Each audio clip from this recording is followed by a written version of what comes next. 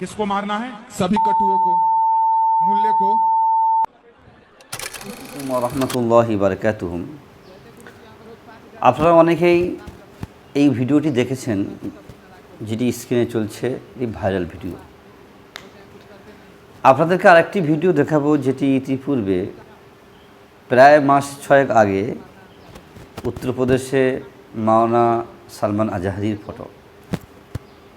সালমান আজহারি এবং এই ছেলেটির ভিডিও দেখে আপনাদেরকে এতটুকু মনে হবে যে ভারতবর্ষের বর্তমান আইন, ভারতবর্ষে বর্তমান যত রকমের নিয়মকানুন শুধুমাত্র মুসলমানদের জন্য। যদি মুসলমান ইশারায় বলে বা নাম না নিয়ে যদি বলে, তার সত্ত্বেও ভারতবর্ষের মতন জায়গা মুসলমানদের দোষ সাব্যস্ত হবে। আর যেখানে একজন ছেলে যুবক একজন সাধু বাবার দরবারে গিয়ে প্রকাশ্য তিনি তার উদ্দেশ্য কথা বলছেন, যে তার উদ্দেশ্য হলো এটাই যে মুসলমানদেরকে শেষ করবেন, মুসলমানদেরকে হত্যা করবেন, হত্যা করেই তবে সে বিবাহ করবেন কিংবা কাজকাম করবেন। আর সালমান আজহারি একটি শের বলেছেন, যে শের যে আজ তোমারা দৌর হ্যাঁ কাল হামারে আয়েঙ্গে, আজ কুত্তা কা দৌর হ্যাঁ কাল হামারে আয়েঙ্গে। এরকম একটা শের বলেছেন, যে শের অর্থ হলো যে আজকে তোমাদের সময় চলছে, আগামীকাল তোমার সময় নাও থাকতে পারে, আগামীকাল আমাদের সময় আসতে পারে। তো তিনি সময়টাকে কুত্তার সঙ্গে তুলনা করেন।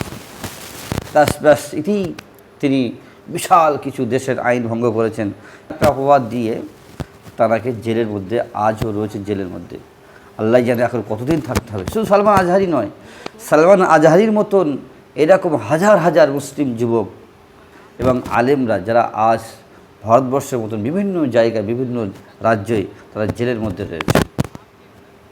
আপনারা ভিডিওটি শেষ পর্যন্ত দেখবেন। শেষে একটি আমি হাদিস বলুন। हिंदू राष्ट्र के लिए सभी मूल्यों को मारना चाहते हैं हम। किसको मारना है? सभी कटुओं को, मूल्य को, इसीलिए नाम जप करते हैं गुरुजी। এই প্রসঙ্গে আমি আপনাদের একটি মিশকাত শরীফের হাদিস শোনাবো। হয়তো আবু দারদা রাদিয়াল্লাহু তাআলা আনহু বর্ণিত, রাসূল করিম সাল্লাল্লাহু আলাইহি ওয়াসাল্লাম ইরশাদ করেন, নিশ্চয়ই আল্লাহ সুবহানাহু ওয়া তাআলা বলেন, আমি তোমাদের সকল বাদশাহদের রব, সকল বাদশাহদের মন আমার হাতে। বান্দা যখন আমার অনুগত্য করে, আমি তখন ওই বাদশা বা শাসকের অন্তরে মায়া মহাব্বত প্রবেশ করে দিই, যার ফলে ওই শাসক সকল প্রজাদের, সকল মানুষের প্রতি তারা ভালো ব্যবহার করে।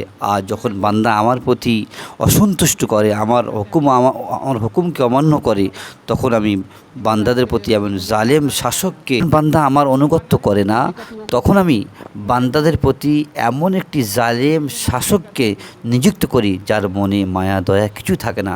তাই আসুন ভাই, আমরা ভারতবর্ষে সেই মহান রবের দিকে আমরা রুজু হই, যে রব যদি খুশি হয় নিশ্চয়ই আমাদের শাসকরা আমাদের প্রতি খুশি হবে।